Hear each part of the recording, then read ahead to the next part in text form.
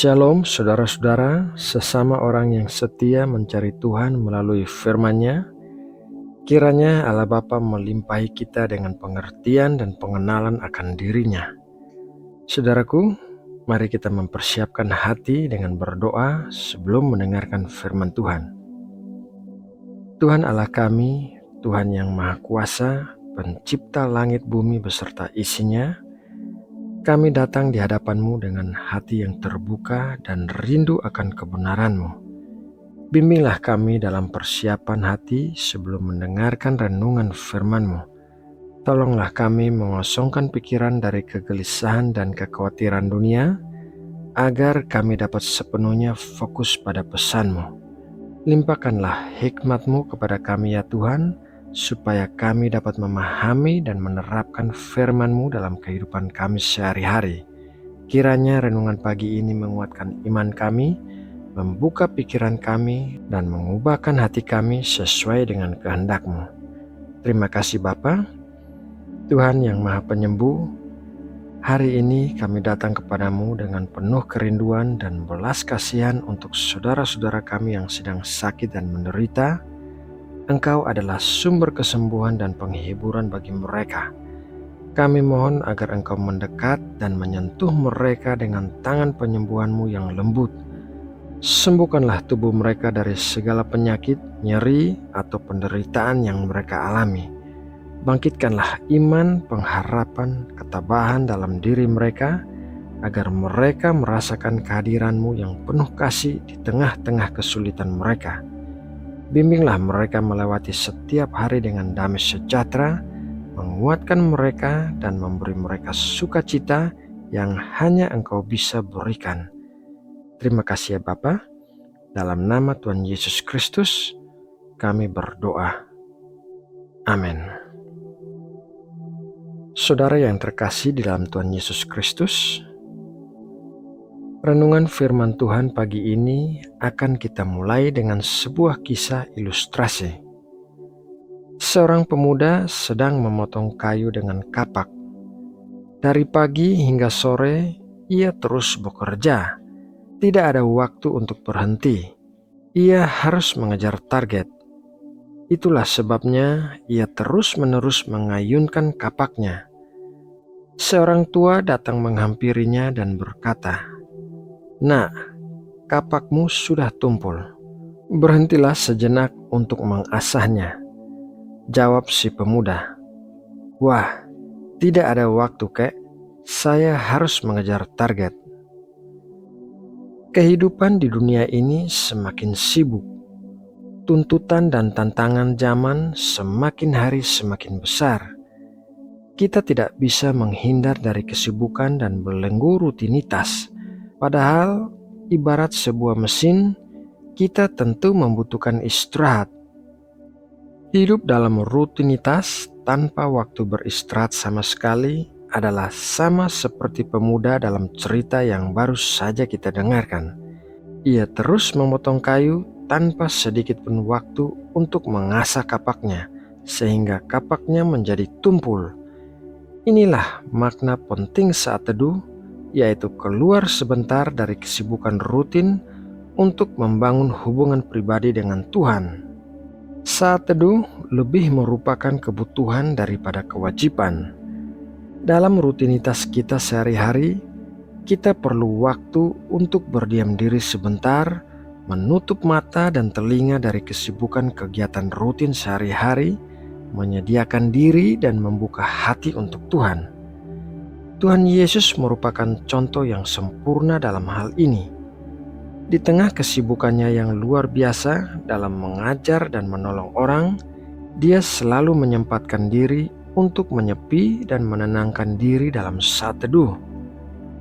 5 manfaat saat teduh bagi kita adalah: manfaat saat teduh yang pertama yaitu mendapatkan makanan rohani. Di dalam Matius 4 ayat 4 tertulis demikian, "Tetapi Yesus menjawab, ada tertulis, manusia hidup bukan dari roti saja, tetapi dari setiap firman yang keluar dari mulut Allah." Sama seperti makanan jasmani yang kita masukkan ke dalam tubuh kita, akan membuat tubuh kita bertumbuh menjadi manusia yang dewasa. Demikian pula firman yang kita masukkan ke dalam tubuh rohani kita akan membuat manusia rohani kita menjadi dewasa dalam pengenalan akan Tuhan. Ketika manusia rohani ini bertumbuh semakin kuat, maka keinginan manusia daging kita akan dapat dikendalikan oleh keinginan roh. Salah satu pengukur apakah manusia rohani kita sedang bertumbuh atau tidak adalah dengan melihat apakah keinginan daging sangat dominan mengendalikan hidup kita.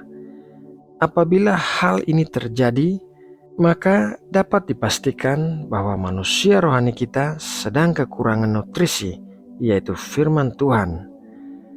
Manfaat saat teduh yang kedua yaitu persekutuan pribadi dengan Tuhan.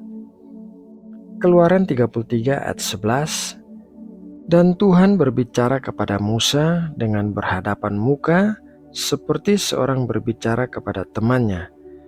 Kemudian kembalilah ia ke perkemahan. Tetapi abdinya Yosua bin Nun, seorang yang masih muda, tidaklah meninggalkan kemah itu. Salah satu kekuatan Musa dalam memimpin bangsa Israel keluar dari tanah Mesir adalah hubungannya dengan Tuhan. Bersaat teduh secara konsisten dapat mempererat hubungan kita dengan Tuhan, seperti halnya meluangkan waktu yang berharga untuk bersama-sama dengan seorang sahabat. Manfaat saat teduh yang ketiga yaitu penyesuaian dengan standar Tuhan. Yohanes 17 ayat 3 berkata, "Inilah hidup yang kekal itu, yaitu bahwa mereka mengenal Engkau, satu-satunya Allah yang benar, dan mengenal Yesus Kristus yang telah Engkau utus." Bersaat teduh untuk memahami firman Tuhan bisa membuat kita mengerti standar Tuhan mengenai apa yang harus kita lakukan di dalam hidup ini. Kita tidak boleh mengukur diri kita sendiri dengan standar yang salah, yaitu melihat dan membandingkan tingkah laku dengan orang lain yang telah melakukan hal yang lebih buruk daripada yang telah kita lakukan. Sebagai orang-orang percaya, kita harus memiliki standar kebenaran yang sempurna, yaitu firman Tuhan. Manfaat saat teduh yang keempat yaitu memperbaharui kekuatan dan memberi pemulihan. Yesaya 40 ayat 31, tetapi orang-orang yang menanti-nantikan Tuhan mendapat kekuatan baru. Mereka seumpama Raja Wali yang naik terbang dengan kekuatan sayapnya. Mereka berlari dan tidak menjadi lesu, mereka berjalan dan tidak menjadi lelah. Waktu saat teduh adalah seperti menanti-nantikan Tuhan, dan Tuhan berjanji untuk memperbaharui kekuatan dan memberikan pemulihan bagi orang-orang yang menantikan Dia. Kekuatan Tuhan akan menyegarkan kita di tengah-tengah kelelahan, kelemahan, penderitaan, dan pencobaan. Manfaat saat teduh yang kelima yaitu introspeksi diri. Di dalam 2 Timotius 3 ayat 16, segala tulisan yang diilhamkan Allah memang bermanfaat untuk mengajar, untuk menyatakan kesalahan, untuk memperbaiki kelakuan, dan untuk mendidik orang dalam kebenaran. Semua bagian dari Alkitab, termasuk beberapa bagian yang tampaknya membosankan dan kurang mengandung nilai rohani pun memiliki kuasa untuk mengubah hidup seseorang. Namun demikian, Alkitab hanya dapat dimengerti apabila kita memiliki hubungan yang benar dengan Roh Kudus, karena hanya Roh Kuduslah yang dapat membuka pikiran kita untuk memahami makna ayat-ayat Alkitab dan memberikan kesaksian batiniah mengenai kekuasaan Tuhan. Nah, saudaraku yang terkasih di dalam Tuhan Yesus Kristus, demikianlah renungan firman Tuhan pagi ini mengenai manfaat saat teduh. Kiranya firman Tuhan yang kita dengarkan hari ini dapat memberkati dan menguatkan kita semua. Mari kita berdoa untuk menutup renungan ini. Bapa Sorgawi, terima kasih atas firman-Mu yang hidup dan kuat yang baru saja kami dengarkan. Engkau telah berbicara kepada hati kami melalui renungan hari ini. Tolonglah kami untuk mengerti dan mempraktekkan ajaran-Mu dalam kehidupan sehari-hari kami, dan kiranya firman-Mu menjadi benih yang subur dalam hati kami dan menghasilkan buah yang berkenan kepadamu. Ya Bapa, pagi ini kami datang di hadapan-Mu dengan hati yang bersyukur. Terima kasih atas anugerah hidup yang Engkau berikan kepada kami. Kami memohon agar Engkau memberkati setiap langkah dan tindakan kami hari ini. Bimbinglah kami dalam segala keputusan yang kami ambil, agar kami dapat hidup sesuai dengan kehendak-Mu. Tunjukkanlah kami jalan kebenaran dan kasih-Mu dalam setiap aktivitas kami. Kami serahkan diri kami sepenuhnya kepadamu dan memohon perlindungan-Mu atas kami di sepanjang hari ini. Tuhan yang Maha Kuasa dan Maha Pengasih, kami juga ingin mendoakan bangsa Indonesia. Kami memohon agar Engkau memberkati dan melindungi negara kami. Berikanlah hikmat kepada para pemimpin kami, agar mereka dapat memimpin dengan kebijaksanaan, keadilan, dan integritas.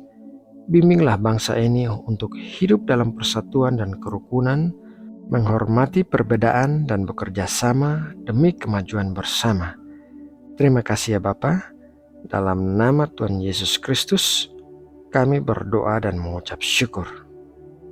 Amin.